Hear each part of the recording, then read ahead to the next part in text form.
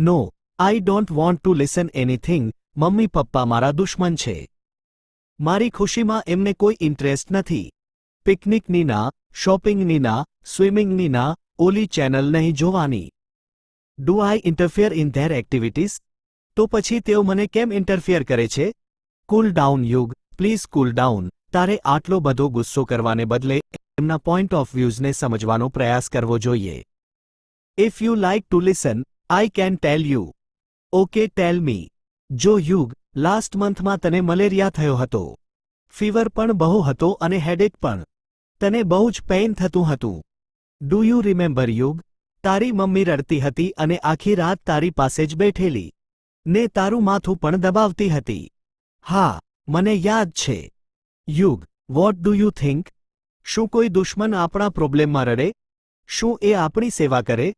You are right સંયમ, પણ મને આ બધી ના પાડે એનું શું? હું તને એક પછી એક બધી જ વાત કહું છું, તું શાંતિથી સમજતો જા. તને ખબર છે, તારા ઘરનું બજેટ કેટલું છે? ને પપ્પા એને કઈ રીતે પૂરું કરે છે? તને ખબર છે કે એમનો બિઝનેસ બરાબર ચાલે છે કે નહીં? ના, એ તો મને નથી ખબર. આઈ નો, અને મમ્મી પપ્પા તને કદી પણ એની વાત કરવાના નથી, એ પણ મને ખબર છે. તારું ખાવા પીવાનું, રહેવાનું, કપડાં વગેરે, બીજી ચીજ વસ્તુઓ, સ્કૂલ ટ્યુશનની ફીસ, આ બધો જ એક્સપેન્સ કર્યા પછી પણ પપ્પા તારી પાસે ₹1ની પણ ડિમાન્ડ તો નથી જ કરતા. કેવી કેવી સિચ્યુએશન્સમાંથી પાસ થઈને તારું આ બધું પૂરું કરે છે, એ પણ તને નથી કહેતા, કારણ કે એ ઈચ્છે છે કે તને કોઈ ટેન્શન ન આવે. કેન યુ ઇમેજિન યુગ, કેટલી હાઇટ હશે પપ્પાની? અને એમના ઉપકારની?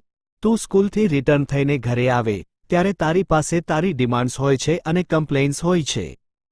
મમ્મી સવારથી તારીને આખા ઘરની પાછળ હોય છે. સવારથી cleaning, water pot filling, breakfast making, cloth washing, lunch making. 1 by 1 work કરતા કરતા મમ્મી કેટલી થાકી ગઈ હોય છે, એનો તને કોઈ જ આઈડિયા હોતો નથી. યુ જસ્ટ ઓર્ડર મમ્મી રોટલી લાવ, શાક લાવ. યસ સંયમ, ધેટ્સ માય ફોલ્ટ. યુગ, તું તો જમીને તારી ગેમ્સમાં બિઝી થઈ જાય છે. કદી કિચનમાં જઈને જોયું છે કે મમ્મી શું જમે છે? ક્યારેક રોટલી પૂરી થઈ ગઈ હોય છે, તો ક્યારેક શાક પૂરું થઈ ગયું હોય છે, ક્યારેક ભાત પૂરા થઈ ગયા હોય છે, તો ક્યારેક ફક્ત શાક જ હોય છે. જે બચ્યું કૂચ્યું હોય એ ખાઈને મમ્મી ફરી કામમાં લાગી જાય છે. આઈ મીન, તારી સાંજની સ્પેશિયલ ડિમાન્ડ પૂરી કરવા માટે ફરી બિઝી થઈ જાય છે. તે મમ્મી પાસે તારા 100 પ્રોબ્લેમ્સ કયા હશે, મમ્મીએ કદી પણ પોતાનો એક પણ પ્રોબ્લેમ કહ્યો? મમ્મી બધું જ બેર કરીને, એડજસ્ટ કરીને, કોમ્પ્રોમાઇઝ કરીને તારી બધી જ સેવા કરતી રહે, ને છતાં પણ તને મમ્મી એનિમી લાગે, તો શું એ તારી મિસઅન્ડરસ્ટેન્ડિંગ નથી? યુગ, આઈ નો પપ્પાએ તને પિકનિકમાં જવાની ના પાડી હતી. આઈ નો ધ રીઝન્સ ઓલ્સો. તારા પપ્પાને ખબર છે કે પિકનિકમાં કેટલા ન્યુશન્સ હોય છે. તારા ક્લાસના અમુક બોયઝ બેડ વર્ડ્સ બોલે છે. એમની અમુક એક્ટિવિટીઝ પણ બેડ હોય છે. તું એમની પાસેથી એવું બધું શીખીને બેડ બોયના બની જાય, એના માટે પપ્પાએ તને પિકનિકમાં જવાની ના પાડી હતી. ઓહ, નાઉ આઈ અન્ડરસ્ટેન્ડ. યુગ, ડુ યુ રિમેમ્બર, તે સ્કૂલ પ્રોજેક્ટ માટે એક ક્રાફ્ટ બનાવ્યું હતું. તું તેની કેટલી બધી કેર કરતો હતો? એ તે બનાવ્યું છે. એ તારું છે. એનું તને કેટલું બધું કોન્શિયસ હતું? કોઈ તોફાની છોકરો એની નજીક આવીને એને તોડી ન નાખે એના માટે તું કેટલો એફોર્ટ કરતો હતો. યા સંયમ. Yes, by the same way, you are a creation of your mummy papa. તું એમનો સન છે. આજ સુધી એમણે તારા સંસ્કારો સચવાઈ રહે એ માટે ખૂબ ખૂબ એફોર્ટ્સ કર્યા છે. એમની એવી ફિલિંગ્સ છે કે તું એમનો છે. એમની એવી વિશ છે કે કોઈ તોફાની છોકરો તારી પર્સનાલિટીને અને તારા સંસ્કારોને તોડી ફોડી ન નાખે. ને એટલે તેઓ તને એમનાથી દૂર રાખે છે.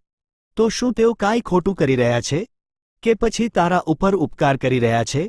યુ આર રાઇટ સંયમ, રિયલી હું મમ્મી પપ્પાને સમજી શક્યો ન હતો. યુગ, જો તું આટલી વાત સમજે ને, તો પછી તને બીજી બધી વાત પણ સમજાઈ જશે. પપ્પા ઓલરેડી તને જેટલું અપાવે છે, એ પણ તને ઘણું લાગવું જોઈએ. પપ્પા તને નવો ડ્રેસ લેવાનું કહે, તો તારે પપ્પાને એમ કહેવું જોઈએ કે તમારો લાસ્ટ ડ્રેસ લીધાને તો જે કેટલો બધો ટાઈમ થઈ ગયો.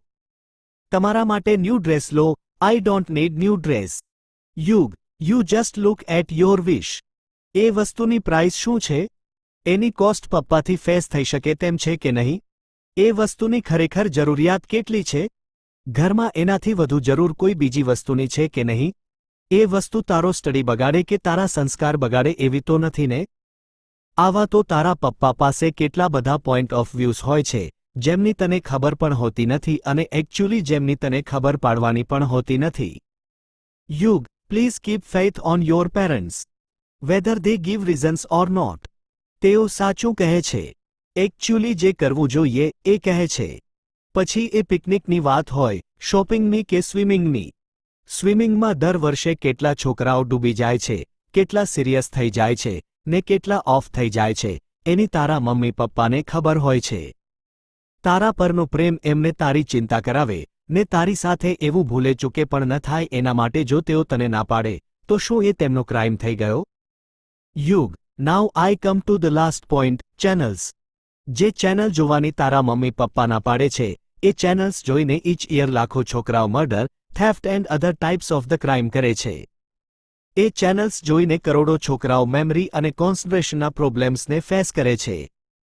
એ ચેનલ્સે લાખો ફેમિલી લાઈફને ડિસ્ટર્બ કરી દીધી છે. ધે ડોન્ટ કેર, તમારું જે થવું હોય એ થાય. અમારે તો અમારો TRP વધારવો છે, આ જ એમનું એઇમ હોય છે. યુગ, તેઓ ગંદાથી ય ગંદા છે. ગુંડાથી યજાય એવા ગુંડા છે, ચોરના ય ચોર છે. They are our real enemies. Why should we look them? એ લોકો આપણને શું આપે છે? સિવાય સત્યાનાશ.